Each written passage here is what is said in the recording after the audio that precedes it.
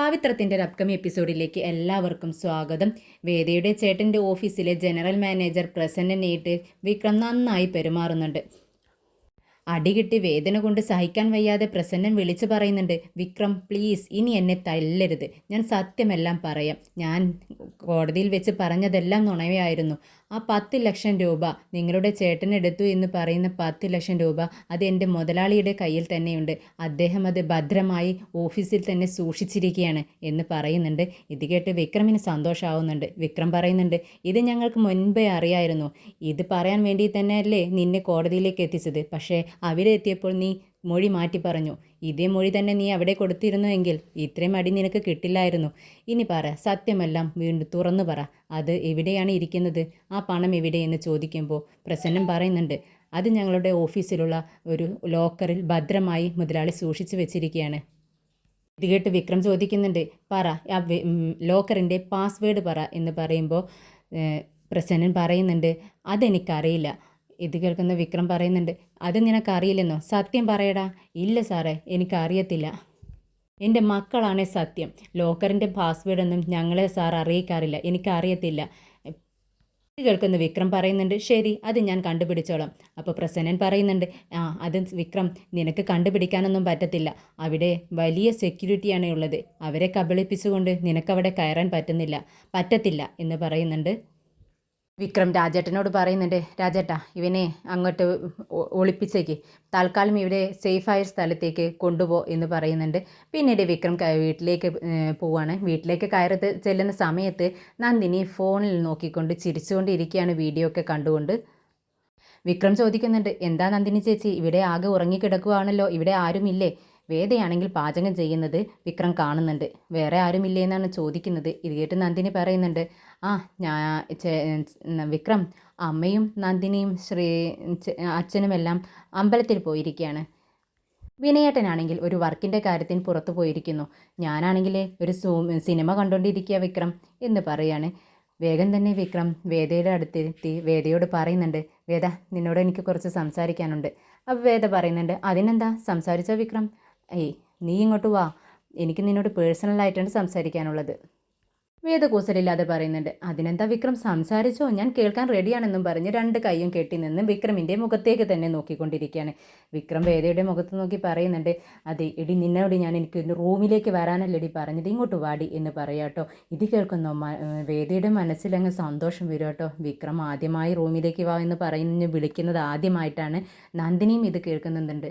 നന്ദിനി പറയുന്നുണ്ട്, നന്ദിനി മനസ്സിൽ വിചാരിക്കുകയാണ്, എന്തിനായിരിക്കും വിക്രം ഇവളെയും കൊണ്ട് റൂമിലേക്ക് പോകുന്നത്? വിക്രം 2 പേരും കണ്ടാൽ കീരിയും പാമ്പും പോലെ. ഇപ്പോഴും എത്ര സ്നേഹത്തോടെയാണ് അവളോട് സംസാരിക്കുന്നത് എന്നിങ്ങനെ മനസ്സിൽ ചിന്തിച്ചുകൊണ്ടിരിക്കുകയാണ്. വേദയാണെങ്കിൽ നന്ദിനിയുടെ മുഖത്ത് നോക്കി നന്നായി ഒന്ന് ചിരിച്ചു കൊടുത്ത് റൂമിലേക്ക് കയറി പോകുന്നുണ്ട്. റൂമിലെത്തിയതും വിക്രം വേദയോട് പറയുന്നുണ്ട്, വേദ, നിൻ്റെ ചേട്ടൻ്റെ ഓഫീസിലെ ജനറൽ മാനേജറെ ഞാൻ അങ്ങ് പൊക്കി. ഇത് കേട്ട് വേദം ഞെട്ടു കേട്ടോ. എന്താ വിക്രം നീ പറഞ്ഞത്? നീ പേടിക്കൊന്നും വേണ്ട. അവൻ്റെ കയ്യിൽ നിന്ന് ഞാൻ സത്യങ്ങളെല്ലാം അറിഞ്ഞു. ആ ക്യാഷ് നിൻ്റെ ചേട്ടൻ്റെ ഓഫീസിലെ ലോക്കറിലിരിപ്പുണ്ട്. ആ ലോക്കറിൻ്റെ പാസ്വേഡ് നിനക്ക് അറിയാവോ എന്ന് ചോദിക്കുകയാണ്. ഇത് കേൾക്കുന്ന വേദ പറയുന്നുണ്ട്, അറിയാവോന്നോ? എനിക്കും ചേട്ടനും മാത്രമേ അതറിയത്തുള്ളൂ. ചേട്ടൻ്റെ ഫുൾ കാര്യങ്ങളും ഫുൾ ഡീറ്റെയിൽസും എല്ലാ സീക്രട്സും എനിക്ക് മാത്രമേ അറിയത്തുള്ളൂ. എൻ്റെ ചേട്ടന് എന്നെ അത്രയ്ക്ക് വിശ്വാസമാണ്. ഇത് കേട്ടിട്ട് വിക്രം പറയുന്നുണ്ട്, ആണോ, നിനക്കറിയാവോ? എങ്കിൽ പറ. അങ്ങനെ അങ്ങ് പറഞ്ഞു തരാനൊന്നും പറ്റത്തില്ല. എൻ്റെ ചേട്ടനുണ്ടല്ലോ, പണ്ട് ഈ ഓഫീസിലെ എല്ലാ സംഭവങ്ങളും ശരിയാക്കുന്ന സമയത്ത് ഈ ലോക്കറിൻ്റെ ഇലക്ട്രോണിക് സംവിധാനങ്ങളൊക്കെ ഉണ്ടല്ലോ, അതൊക്കെ അറേഞ്ച് ചെയ്ത് കൊടുത്തത് ഞാനാ. അതിനൊരു പാസ്വേഡും നീ തന്നെ അങ്ങ് വേദ എന്നും പറഞ്ഞ് പാസ്വേഡ് ഇട്ട് കൊടുത്തതും ഞാനാ. അപ്പോൾ വിക്രം ചോദിക്കുന്നുണ്ട്, അപ്പോൾ നിനക്കതെല്ലാം ഓർമ്മയുണ്ടോ? ഇപ്പോഴും ഓർമ്മയുണ്ടോ എന്ന് ചോദിക്കുമ്പോൾ, പിന്നെന്താ ഓർമ്മയില്ലാതെ, നിന്നെപ്പോലെയല്ല ഞാൻ നല്ല ബുദ്ധിയുള്ള പെൺകുട്ടിയാണ്, ഓർമ്മശക്തിയും ബുദ്ധിയൊക്കെ എനിക്കുണ്ട് എന്ന് പറഞ്ഞ് വിക്രമിനെ കളിയാക്കുന്നുണ്ട്. അപ്പോൾ വേദ പറയുന്നുണ്ട്, നീ ചോദിക്കുമ്പോഴേക്കും ഈ പാസ്വേഡൊന്നും എനിക്ക് അങ്ങനെ പറഞ്ഞു തരാൻ പറ്റത്തില്ല എന്ന് പറയാട്ടോ. അപ്പോൾ വിക്രം പറയുന്നുണ്ട്, എന്താടി നീ പറയുന്നത്? നീ ഓർക്കണം, നമ്മുടെ വിശ്വേട്ടനാണ് ജയിലിൽ കിടക്കുന്നത്. നാളത്തെ ഒരു ദിവസം കൂടിയേ ബാക്കിയുള്ളൂ. നാളെ നമുക്ക് നമ്മുടെ ചേട്ടൻ്റെ വിധി പറയുന്ന ദിവസം നാളെയാണ്. നീ ആ പാസ്വേഡ് ഒന്ന് എനിക്ക് പറഞ്ഞതാ, ഇന്ന് തന്നെ എന്തെങ്കിലും ചെയ്യണം, ഇന്ന് രാത്രി കൂടിയേ നമുക്ക് സമയമുള്ളൂ എന്ന് പറയാണ്. ഇത് കേട്ട് വേദ പറയുന്നുണ്ട്, വിക്രം ഞാൻ ഒന്നും കൊണ്ടല്ല നിനക്ക് പാസ്വേഡ് പറഞ്ഞു തരില്ല എന്ന് പറയുന്നത്. നീ അവിടേക്ക് എന്നെയും കൂടെ കൊണ്ടുപോ, ഞാനുണ്ടെങ്കിൽ മാത്രമേ ഇതെല്ലാം നടക്കത്തുള്ളൂ. എന്താണെന്ന് വെച്ചാൽ അവിടെ ഫുൾ സെക്യൂരിറ്റി, എല്ലായിടത്തും CCTV ക്യാമറകളുമുണ്ട്. അതെവിടേക്കാണെന്ന് നിനക്കറിയത്തില്ല, അതെല്ലാം എനിക്കേ അറിയത്തുള്ളൂ. അതുകൊണ്ട് എന്നെയും കൊണ്ട് പോയാലേ നിനക്ക് അവിടെ നിന്നും ക്യാഷ് എടുക്കാൻ പറ്റത്തുള്ളൂ. അതുകൊണ്ട് ഞാനും കൂടെ നിൻ്റെ കൂടെ വരാമെന്ന് പറയാണ്. പക്ഷേ വിക്രം ഇങ്ങനെ ആലോചിച്ച് നിൽക്കുകയാണ്. കുറച്ച് നേരം ആലോചിച്ചതിന് ശേഷം പറയുന്നുണ്ട്, ശരി നീ വന്ന് തൊലയി, രാത്രി കറക്റ്റ് 9 മണിക്ക് നമുക്ക് ഇവിടെ നിന്ന് ഇറങ്ങണം. നീ മേക്കപ്പ് ഇട്ടും കൊണ്ട് അത് വെച്ച് ഇത് ചെയ്തെന്നും പറഞ്ഞ് വരാൻ നേരം വൈകരുത്. 9 മണി എന്ന് പറഞ്ഞാൽ നമുക്ക് ഇവിടെ നിന്നും ഇറങ്ങണം എന്ന് പറയും. വേദയാണെങ്കിൽ ഇത് കേട്ട് തുള്ളിച്ചാടും കേട്ടോ. വിക്രമിൻ്റെ കൂടെ പുറത്തു പോകാനുള്ള ഒരു അവസരവും വേദ ഒഴിവാക്കാറില്ല. രണ്ടുപേരും കൂടെ പുറത്തേക്ക് ഇറങ്ങി വരുന്നുണ്ട്. വേദ ചിരിച്ചുകൊണ്ടാണ് വരുന്നത്. ഇത് നന്ദിനി കാണുവാണ്. നന്ദിനി വിചാരിക്കുന്നുണ്ട്, ഇവർ രണ്ടുപേരും എന്താ ഇങ്ങനെ ചിരിച്ചുകൊണ്ട് റൂമിൽ നിന്നും ഇറങ്ങി വരുന്നത്, എന്തായിരിക്കും അവിടെ സംഭവിച്ചിട്ടുണ്ടാവുക? ഇനിയിപ്പോൾ വിഷേട്ടൻ ജയിലിലാവാൻ കാരണം, ജിഷേട്ടന് ഈ ജോലി കിട്ടാൻ കാരണം ഞാനും എൻ്റെ ഭർത്താവ് വിനയനും ആണെന്ന് എങ്ങാനും ഇവർ അറിഞ്ഞിട്ടുണ്ടാവോ, അതിനെക്കുറിച്ച് വല്ല സംസാരവും ഉണ്ടായിട്ടുണ്ടാവോ എന്ന് വിചാരിച്ച് പെട്ടെന്ന് നന്ദിനിയുടെ മനസ്സിലൊരു പേടി വരുന്നുണ്ട്. രാത്രി 9 മണിക്ക് വിക്രമും വേദയും കൂടി അവളുടെ ചേട്ടൻ്റെ ഓഫീസിന് മുന്നിലെത്തുകയാണ്. വിക്രം വണ്ടി നിർത്ത്, നമുക്ക് ഇവിടെ നിർത്താം വണ്ടി, എന്നിട്ട് ഇതുവഴി നമുക്ക് മതിൽ ചാടി അപ്പുറത്തേക്ക് കടക്കാം. ഇവിടെ ആവുമ്പോഴേ CCTV ക്യാമറ ഇല്ല എന്ന് പറയുന്നുണ്ട് വേദ. ഇത് കേൾക്കുന്ന വിക്രം പറയുന്നുണ്ട്, ഓ നിനക്കിതെല്ലാം അറിയാവോടി, പിന്നെ എൻ്റെ ചേട്ടൻ്റെ ഓഫീസിലെ കാര്യങ്ങൾ എനിക്കറിയത്തില്ലേ എന്നും പറഞ്ഞുകൊണ്ട് വേദ വിക്രമിൻ്റെ കൈയും പിടിച്ച് മതിൽ ചാടുകയാണ്. രണ്ടുപേരും അകത്തേക്ക് കടക്കുന്നുണ്ട്. വേഗം തന്നെ വേദ ബാഗിൽ നിന്ന് ഫോൺ എടുക്കുന്നുണ്ട്. ഇത് കാണുന്ന വിക്രം പറയുന്നുണ്ട്, നീ ആരെയടി ഈ സമയത്ത് ഫോണിൽ വിളിക്കുന്നത്, ഒന്ന് മിണ്ടാതിരിക്കുക വിക്രം, ഞാൻ ഫോൺ എടുക്കുന്നത് ആരെയും വിളിക്കാൻ വേണ്ടിയിട്ടല്ല, ഈ CCTV എല്ലാം ഹാക്ക് ചെയ്ത് അതിൻ്റെ പ്രവർത്തനങ്ങളെല്ലാം മാറ്റാൻ വേണ്ടിയിട്ടാണ്, എല്ലാം ഇററാക്കി വെക്കണം, എങ്കിൽ മാത്രമേ നമുക്ക് അകത്ത് കടന്ന് ക്യാഷ് സേഫായി എടുക്കാൻ പറ്റത്തുള്ളൂ. അല്ലാന്നുണ്ടെങ്കിൽ ഇതിനെല്ലാം തെളിവുകളുണ്ടാവും, അത് നമുക്ക് തന്നെ പ്രശ്നമായി മാറും എന്നൊക്കെ പറയുന്നുണ്ട്. ഓ നിനക്കിതൊക്കെ അറിയാവോടി എന്ന് ചോദിക്കുകയാണ് വിക്രം. ഓ പിന്നെ അല്ലാതെ എനിക്കെല്ലാം അറിയാം, ഇതെല്ലാം ഞാൻ എൻ്റെ ഓഫീസിൽ നിന്നും പഠിച്ചിട്ടുണ്ട്, ഹാക്ക് ചെയ്യാനും എല്ലാം ഞാൻ പഠിച്ചിട്ടുണ്ട് എന്നൊക്കെ പറയുന്നുണ്ട് വേദ. നീ ഒന്ന് പെട്ടെന്നത് ചെയ്ത് തൊലയ്ക്ക് വേദ എന്നും പറഞ്ഞുകൊണ്ട് വിക്രം വെയിറ്റ് ചെയ്യുകയാണ്. അങ്ങനെ അപ്പുറത്തിരിക്കുന്ന വേദ എല്ലാം ചെയ്ത് തീർക്കുന്നുണ്ട്.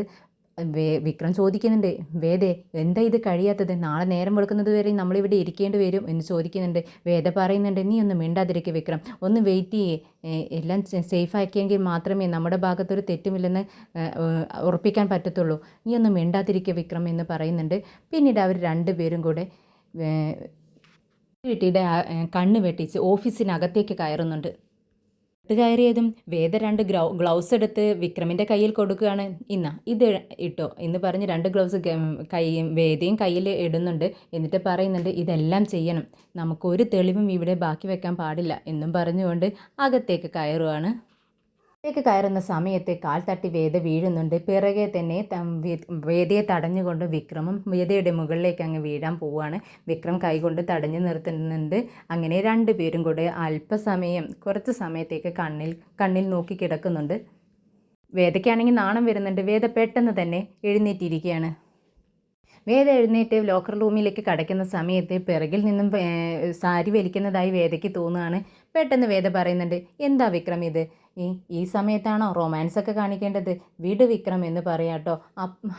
ഇതേ സമയം വിക്രം ഫ്രണ്ടിലേക്ക് വന്നുകൊണ്ട് ചോദിക്കുകയാണ്, എന്താ വേദ നീ പറയും, നീ ആരോടായി സംസാരിക്കുന്നത്, റൊമാൻസോ ഈ സമയത്തോ എന്ന് നീയൊന്ന് പിറകിലേക്ക് തിരിഞ്ഞു നോക്കെന്ന് പറയുന്ന സമയത്ത് വേദ തിരിഞ്ഞു നോക്കുമ്പോൾ ഒരു സാരി സെറ്റിയിൽ ഉടക്കി കിടക്കുകയാണ്. അത് ഒരു നാണത്തോടു കൂടി ഓ ഇതായിരുന്നോ എന്നും പറഞ്ഞുകൊണ്ട് വലിച്ച് വേദ അകത്തേക്ക് കടക്കുകയാണ്.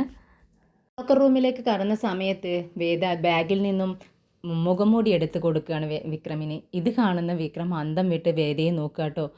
ആടി ഇതാണല്ലേ നീ എല്ലാ സെറ്റപ്പോടും കൂടിയാണല്ലോ വന്നിരിക്കുന്നത്, ഇത് ഞാൻ ചെയ്താൽ കള്ളത്തരം, ഇത് നീ ചെയ്യുന്നതെല്ലാം നല്ല കാര്യങ്ങളാണല്ലോ, ഇതിപ്പോൾ ഞാൻ ഒറ്റയ്ക്കാണ് ചെയ്തതെങ്കിൽ നീ എന്താടി പറയുക, ഞാൻ കള്ളനും തെമ്മാടിയുമാണെന്ന്, ഇത് നീ ചെയ്യുമ്പോൾ ഒരു പ്രശ്നവുമില്ല നിനക്കല്ലേ എന്ന് വീണ്ടും വിക്രം ചോദിക്കുകയാണ്.